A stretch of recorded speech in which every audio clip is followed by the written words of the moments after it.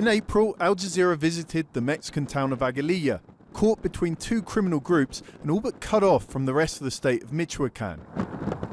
It was so isolated that we were the first journalists to get there since the fighting between Jalisco New Generation Cartel and Carteles Unidos intensified.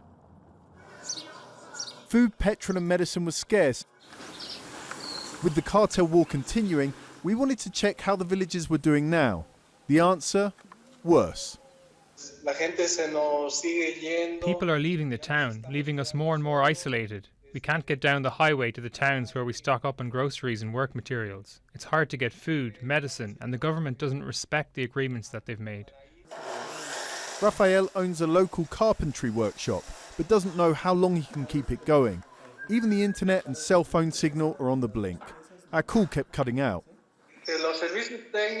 The tech services are non-existent. Nobody can give maintenance to those services or the internet, or even the electricity plants.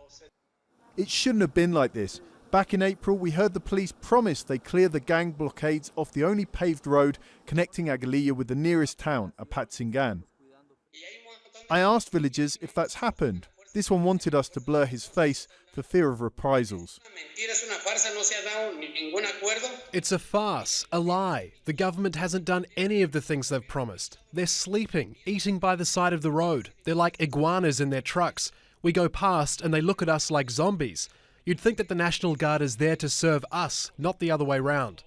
In fact, what villagers and journalists who tried to travel to Aguililla recently tell us is that there are now 5 checkpoints, all belonging to the warring criminal groups down that road. In the middle of them all, there's actually an army checkpoint. We're told it's just round the corner, just a couple of 100 meters from one of the criminal ones. But the army either can't or doesn't want to clear the road. And that's why we haven't been able to get there, and that's why we're reporting this from Mexico City.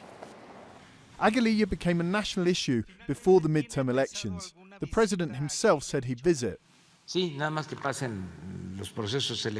Yes, I will visit, just after the elections.